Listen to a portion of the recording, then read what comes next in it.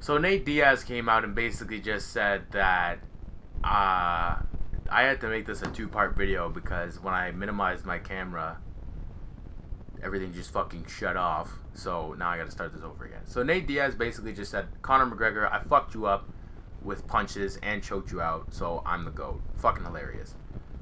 Habib tweets the funniest fucking shit I've ever seen at Conor McGregor. He goes, you tapped out in featherweight, you tapped in lightweight, and you tapped in welterweight. You never defended title in the UFC or Cage Warriors. You gave up more than GSP, Spider, and Bones altogether. You greatest UFC fighter in Twitter history. That is fucking hilarious. That is the funniest fucking tweet in history, I swear. That is so funny. But that is the truth. You cannot call yourself the GOAT yet. You can't. You literally just had a loss. Don't know how the fuck you are going to claim that you're the GOAT. Anyways, that's enough of that. What else we got going on? Speaking of Masvidal and Nate Diaz, speaking of Nate Diaz, Masvidal is talking about fighting Nate Diaz again. I'm going to be honest, guys. I don't want to see that fight again. I don't want to see, like, in the sense that it's not that I don't want to see it ever again. I don't want to see that fight right now. I don't know why that would be the fight to make. Makes no fucking sense to me. You might want to make it in the sense that we didn't like how it ended the first time. But let's be straight. Like, Jorge and Usman have been talking shit to each other for fucking months. Why the fuck would you go fight Nate when Usman is right in front of you, literally begging you to fight him?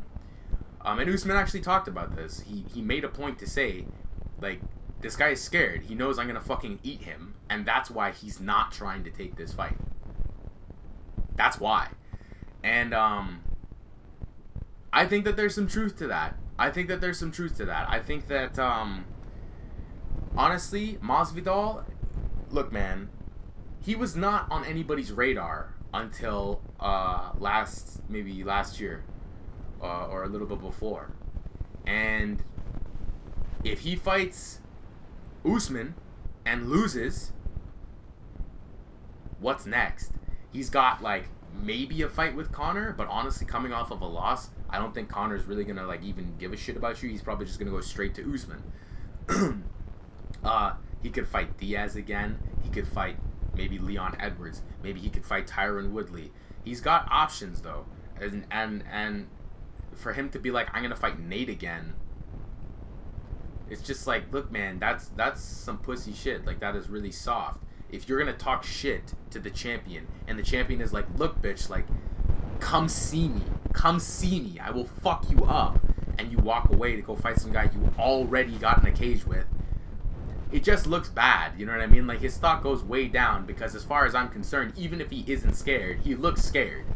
He looks like he knows he's gonna lose. And at that point, like, man, honestly, that fight, I always knew Usman was gonna win that fight too. There's no way he wasn't winning that fight. And Usman took shots at McGregor too. Usman's been talking about how McGregor is quiet now. Like, he doesn't want to fight. He doesn't want to fight Usman. Or Usman is willing to fight him and he's not hearing anything. And Usman says, once again, it's because he knows, like, I will eat him.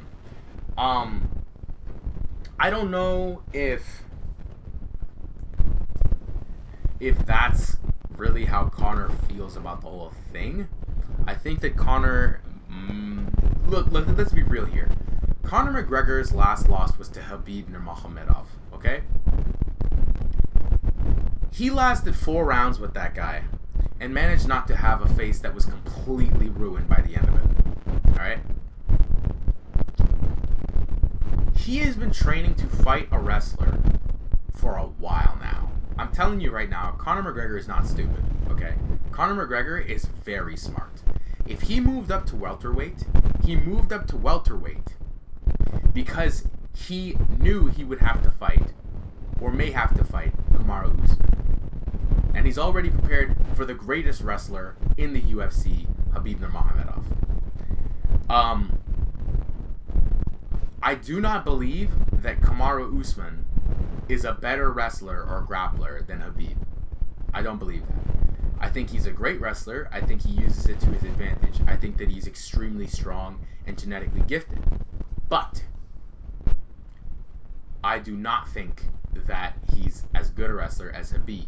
With that being said, it is entirely possible that Conor McGregor has been preparing and working wrestling and wrestling defense for both Khabib and Usman. He's not an idiot, and I don't know why he wouldn't be doing that. And guys, I gotta tell you, doesn't it seem like he's literally always training? Conor McGregor does not ever look to be out of shape. And after that loss, I am confident, especially after what we saw him do to Cowboy, that he has been working his fucking ass off. Alright?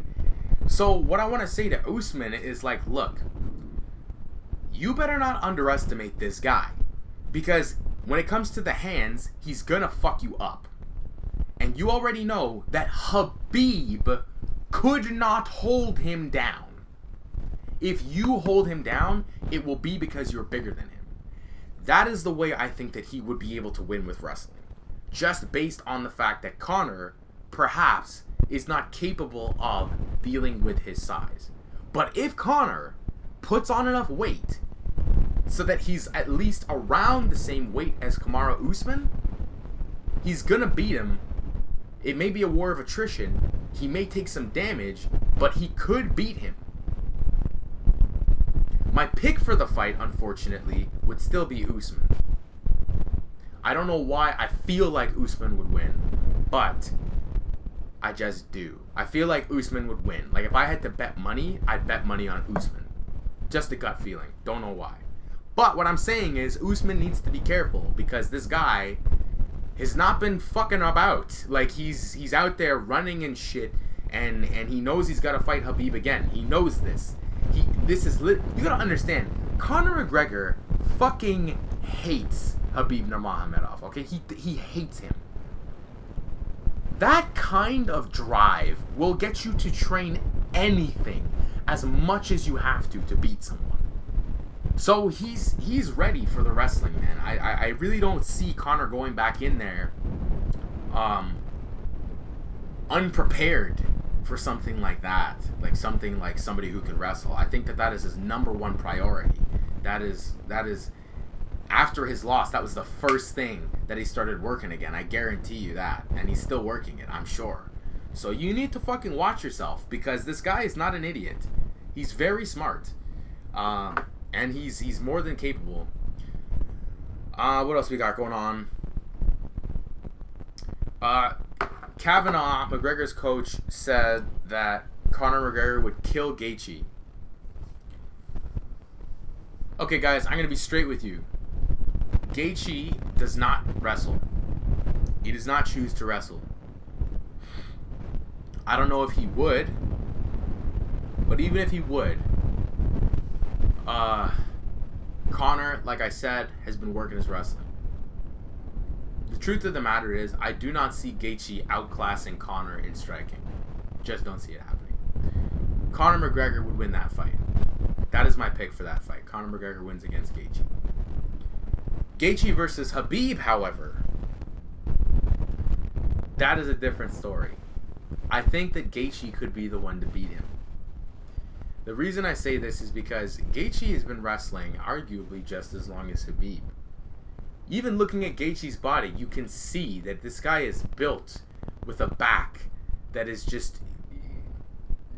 It looks like it was molded by wrestling. Khabib is not going to be able to hold Gaethje down the way I think he does other people. And Gaethje is definitely a better striker than Khabib. Or at least a more powerful striker. Khabib is not going to knock Gaethje out. But Gaethje will knock Khabib out. I don't know who's going to win that fight. But I will say right now that Gaethje could win. You know what I'm saying? I really think that is the fight I want to see. Out of all of the fights that I could see right now, that fight is the one I want to see. I want to see what happens when Gaethje has to wrestle. That is going to be so exciting when it happens, when it goes down. I mean, there's been some other just pointless drama. Mike Perry calling out Darren Till, which makes no fucking sense. Because I'm telling you right now, Mike, Darren's gonna fucking eat you. Darren is gonna eat you. I don't know. It's apparently he said something about Mike Perry's girlfriend on Twitter or something like that, and he's mad about that. And he's like, I wanna kill fucking Darren Till. Fuck Darren Till. Look, man, Darren Till is a goddamn murderer. Okay, he will fucking end you. He's not as scary as he used to be because he's letting people see his more sensitive side. But the truth of the matter is, you come in there, Mike, you're getting finished like you got finished by Hands of Steel Neil. First off, Perry, you're not even getting that fight because Darren is so much higher than you in rank that it doesn't even make any sense for him to take that fight other than just to shut you up. You know what I mean?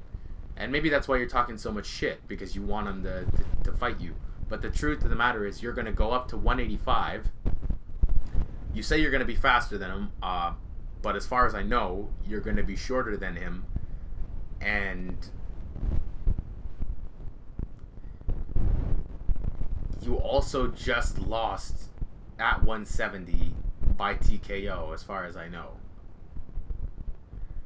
So you didn't even lose to somebody who is like a super notable striker, and Darren Till is. So that's not a good idea for you, man. I don't think you should take that on. We got Davidson versus Benavidez on July 18th. This is particularly interesting. I actually thought it was so sad when Benavidez lost. The reason he lost, they're saying it's because of the headbutt, and he wants a fair shake. He's saying he wants to fight again for the title because he lost because of a headbutt. One thing that really stuck out to me is that Benavidez, the entire time he was saying stuff like, you know, I don't care if I win. You know, I don't care if I win or lose. You know, this isn't about that. You know, I'm just here to fight. I just love to fight. I don't care if I win or lose. And then when he lost, his world was shattered.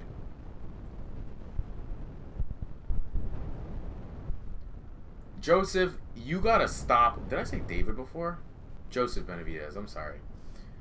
Joseph, you gotta stop lying to yourself, man. You want to win. You want the title. Okay? You've put your entire life into this thing. If you get out of it without a fucking belt, you're gonna be pissed. Like, stop lying to yourself. The truth is, you want the belt, okay? Now go fucking train like it. That is my advice to you. That is my advice to you. If you lose, don't feel bad about it. Do everything you can to win. But don't lie to yourself and tell yourself that you don't give a shit if you lose.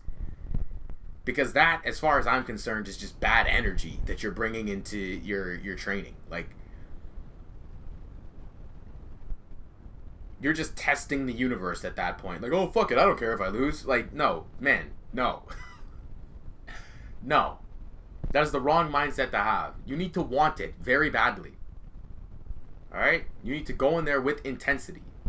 This isn't a fucking joke. This isn't a game. People lose brain cells in there, okay? You need to fucking gear your shit up and go. And while Figueiredo is an exciting fighter, and god damn it, it'd be fucking badass to see him knock people out for the next 3 years or so, I want you to retire with the belt. You've put in a lot of work. You've had like 3 title shots. This is fucking ridiculous now. You know, you just need to climb that mountain. Seriously. What else is going on? I think that's about it, man. I think that's about it. Actually, no. We got Jones versus Ngannou. Everyone's talking about this now. Okay, let's be straight, guys. I'm going to be straight up with you. I honestly don't think that Jones is going to beat Ngannou. I think that that's a horrible idea. For him to go up to heavyweight and fight Francis Ngannou. Okay, you're going to lock This is why I don't think that this is gonna work out the way that we all think it's gonna work out. Okay, because Jones has shown that he is vulnerable to boxing. Right? There's a video by Brendan Dorman. I might put it in the link just so that you guys understand like what he's saying and sort of what I'm saying. Francis Ngannou has been getting better. He's not like the Bronze Bomber in the sense that he looks like he's becoming somewhat of an MMA fighter. Yes, he wings punches and stuff, but he looks like he's actually taking the craft properly serious. I've seen the Bronze Bomber fight one time, and I honestly didn't think he looked very much like a boxer. Francis Ngannou, on the other hand, you see him doing pad work, and you're like, you can tell this guy is working on it. Not only that, but how different is the striking of Jones going to be such that he won't get knocked out in the same way that Roizenstrike, a fantastic striker, didn't get knocked out?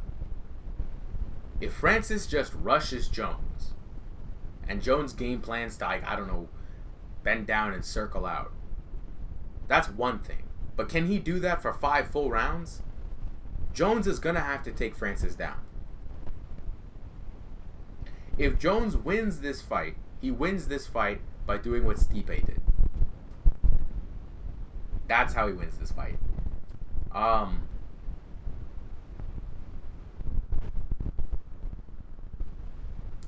So, I mean, you know what? Maybe I take it back. Maybe I think that John could win the fight. But the truth is, taking Francis down is going to be really hard. Really hard. And I don't know. I just feel it in my bones, in my chest. Francis is going to win that fight. If that fight happens, you know what I'm saying? John is not winning that fight, I don't think. I don't think John is winning that fight. And John is saying he wants to get paid more for that fight. Which, in the middle of a pandemic when the UFC is probably suffering, maybe not the greatest thing to ask for. But I understand why he's asking for it. I mean, he's taking on a huge risk as well, right? Like, you get knocked out by this guy, it stays with you probably for the rest of your life if you're not careful, you know. So I can see why he would want more money. But also, John, honestly, people are so fucking sick of you. I don't even think people, like, I don't even think any of us really want to watch John fight after a point. Like, I feel like, honestly, every time that John Jones is fighting, I watch it just because he's John Jones and he just hasn't been officially beaten by anybody, really. That's really it. I don't really give a shit about John Jones. I don't even fucking like him. So, yeah, honestly, I kind of want him to get knocked out. I feel bad for him in the sense that everybody fucking hates his guts. Like, everybody hates him. I don't, honestly, man, if you love if anybody loves John Jones as a fighter, like as a person, I don't know, that makes no sense to me. He is obviously just continuing to make shitty choice after shitty choice after shitty choice after you give him the umpteenth chance, and the fact that he's just not, like, in jail is beyond me after a certain point, man. Fuck that guy. He's an asshole. I mean, I know he's got issues and shit, but honestly, like, he needs... I mean, if you have issues, at least be fucking honest about them. Don't just tell everybody that everything's all cool, you're all good, and then be high and drunk in a fucking car in the middle of quarantine with a firearm in your fucking SUV. Like, what are you fucking doing, John? You fucking idiot. Additionally, Tito Ortiz is about to commit a Chuck Liddell 2.0. He wants to fight fucking Mike Tyson. What the fuck, guys? I don't even know what to say. He wants to fight Mike Tyson. And Mike Tyson, as far as I can tell, sounds down. Mike Tyson looks jacked, by the way. You go find videos of him, like, Mike Tyson looks properly fit. But he's fucking old as shit, man. Like, I don't even know. Man, that is so fucked up. Like, why the fuck? How old is Mike Tyson? Like, hold up. I'm sorry. We gotta, like, really actually... We actually really gotta, like, know how old he is. I think he's, like, 54 or something like that. How old is Mike Tyson?